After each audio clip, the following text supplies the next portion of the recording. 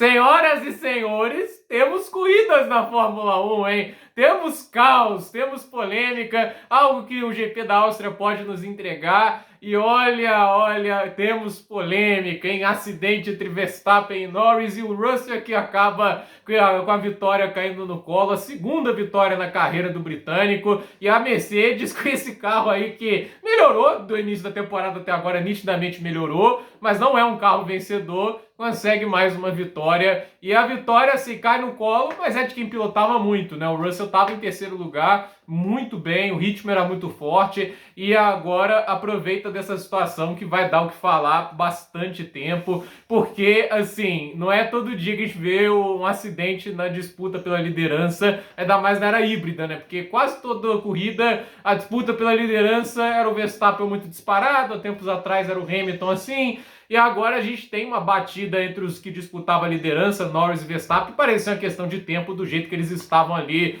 disputando a posição. O Max Verstappen voltando ao modo 2017, 2016, já deixou o Kimi Raikkonen louco em 2016 lá na Bélgica, mudando de direção nas freadas, o Kimi Raikkonen chamando ele de idiota não só no rádio como também na entrevista, porque ficou revoltado com razão. Eu acho que tem gente que fala let them race, deixem eles correrem, né? Olha, mexer a direção sobre a freada já causou acidentes graves, né? E assim, pra mim é uma tática suja de defesa. Não mais sujo que bater no amiguinho, que foi o que o Verstappen fez. Eu não sei se essa amizade que ele tem com o Norris vai resistir ao que aconteceu hoje, né? Porque ele tirou o Norris da corrida. Me desculpe, aí tem gente que vai falar que o Norris tá errado. Eu não consigo aceitar um negócio desse, porque não tinha mais espaço na pista ali. O que ele fez é uma tangência natural de um carro que vai ficar por fora, vai tentar sair mais forte. O Verstappen bateu no Norris, os dois furaram o pneu. O Norris acabou com um prejuízo maior, porque não só furou o pneu, como o pneu destruiu a asa traseira e tudo, e ele teve que abandonar. O Verstappen ainda teve sorte de voltar para o box, trocar os pneus e ainda ficar em quinto lugar, somando mais 10 pontos, o que no final das contas vai fazer ele aumentar a vantagem na liderança do campeonato. Ter gente defendendo um negócio desse, pra mim, é um negócio inaceitável. Eu acho assim, pra mim foi uma manobra suja do Max Verstappen. O Verstappen foi sujo e o cálculo deu certo, porque ele recebeu 10 segundos de punição. Eu fico pensando, onde foi parar o stop and go? Onde foi parar o drive-thru? Assim, que isso pra mim é coisa de stop and go. Quando um cara joga um cara pra fora da pista, passa o drive-thru, vai lá pro stop and go 10 segundos. Eu me lembro que o Rosberg, né, na época lá de Singapura, ele quase ferrou lá o Singapore Gate do Briatore, porque ele parou durante o safety car. Na época você tinha que esperar 2 voltas o pelotão juntar e aí sim entrar dentro dos boxes. Ele parou com o box fechado, recebeu 10 segundos de stop and go. E aí a punição tirou uma vitória dele. Porque é assim que funciona, né? Você não pode infringir as regras e levar vantagem nisso. Dentro do que aconteceu, o Verstappen levou vantagem. Não ganhou a corrida, mas ele já tem 60 e tantas vitórias, mas no campeonato ele leva vantagem. O único piloto que está fazendo frente neste momento ao Max é o Lando Norris. Eu fico feliz que ele está mais agressivo, que ele está indo mais para cima, que ele já fez algumas freadas mais fortes. Antes ele era muito doce com o Max Verstappen,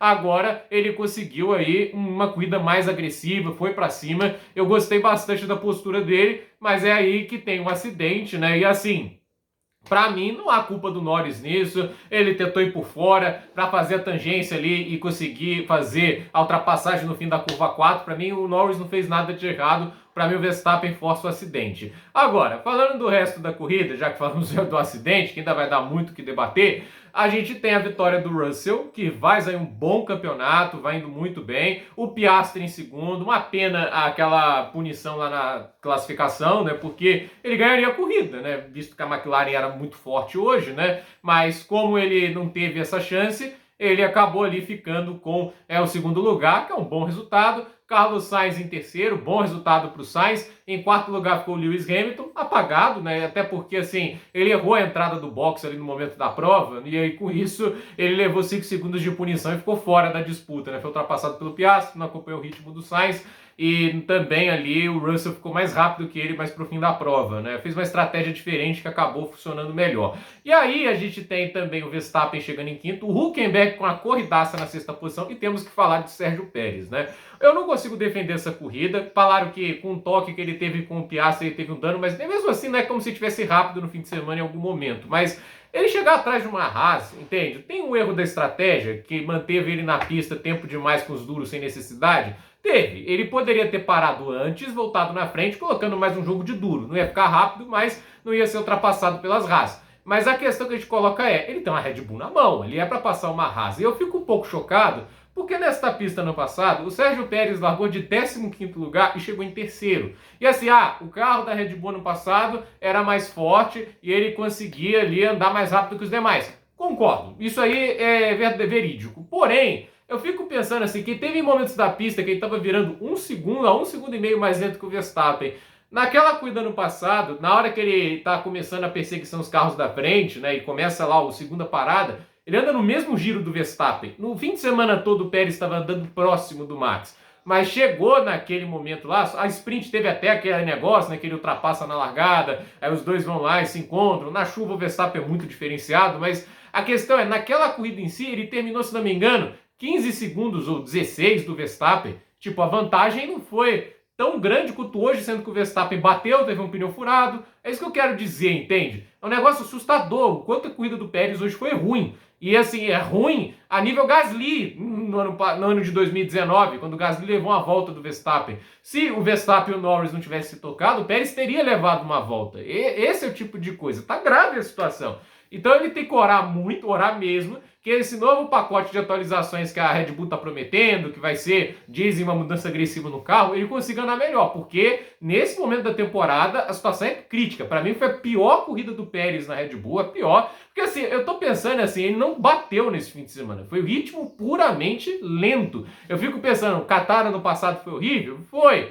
Ali teve um acidente na corrida sprint, né? Aí muita coisa deu errado, né? E eu posso até dar uma passadinha de pano, foi horrível também, mas essa daqui foi um ritmo puro terrível, porque a única coisa que ele tinha para apresentar em comparação positiva em relação aos antigos companheiros, o Albon e o Gasly, era o ritmo de corrida mais próximo. O Pérez conseguia acompanhar mais próximo o Verstappen. Bater de frente com o Verstappen, muito difícil alguém conseguir fazer no mesmo carro, mas a verdade é, o Pérez antes estava um pouquinho mais próximo e agora está tão atrás que não é que ele só não está acompanhando o Verstappen, ele não está acompanhando os carros da McLaren, da Ferrari, da Mercedes. Está terrível esse momento da temporada do Pérez. E é que começou até bem a temporada, mas nesse momento está assustador o déficit de performance. Está muito ruim mesmo. Eu não consigo passar pano para um negócio desse, né? Em oitavo lugar, acho que ficou o Magnussen. Atrás, acho que teve a dupla da Alpine, que eu vou te falar também, né? Que harmonia, né? Ocon e Gasly. Assim, o Ocon, eu nunca vi um companheiro que se deu bem, né? Tipo, toda vez que ele estava próximo do companheiro, Pérez, Alonso também, os dois já se encontraram bastante. Ricardo, toda vez que eles disputaram posição, deu briga. Então, com o Gasly não vai ser diferente, com o Berman também, que deve ser o companheiro dele na Haas. Tudo indica que a Haas deve ir atrás do Ocon e do Berman, né? Deve ser também puro entretenimento, né? Mas vamos ver o que vai acontecer, né? Eu acredito assim, foi uma corrida legal pelo que aconteceu ali na disputa entre Verstappen e Norris, porque de resto, é mais uma corrida da Fórmula 1. Sério, eu criei expectativas, achei que estava tudo mais próximo, mas o desgaste de pneus continua horrível. Esses pneus da Pirelli são terríveis, não tem outra palavra para definir, são horríveis e 2 paradas é muito pouco, né? A Fórmula 1 tem que buscar 3 paradas, e assim, é o mínimo para você dar uma variedade estratégica, dar umas mudanças, dar mais movimentação.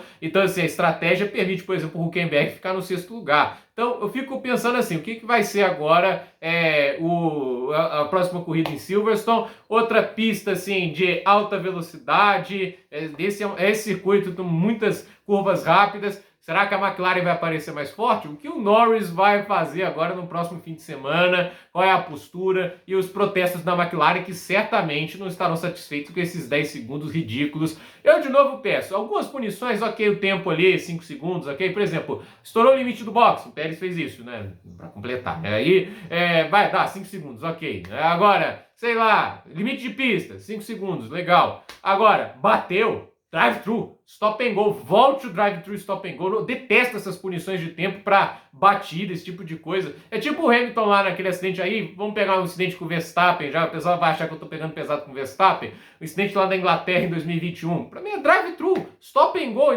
drive-thru já em Silverstone é o suficiente, porque é um pit que leva 30 segundos, aí tem 3 voltas para cumprir, era no início da prova, iria lá para trás, e quem ganharia a corrida era o Leclerc. Então, basicamente isso. Drive-thru, voltem, por favor, com o drive-thru e o stop and go. Não aguento mais esse tipo de punição meia-boca, que no final o cara pode continuar na pista, pode continuar com a vantagem dele. O Hamilton foi punido, se não me engano, em 10 segundos naquele acidente do Verstappen na Inglaterra. Ele pôde fazer 20 e tantas voltas, abrir uma distância absurda para os pilotos atrás. Quando ele pagou os 10 segundos, ele teve que ultrapassar dois pilotos tendo pneus melhores para usar, que eram o Norris e o Bottas. Aí o Leclerc no final. Então, a punição ruim, essas de tempo, algumas vezes, não prejudica, assim, prejudica pouco, né? Então, gente, por esse vídeo é isso. Duplo nos comentários, deixe seu like, se inscreva no canal, compartilhe esse vídeo e até o próximo vídeo.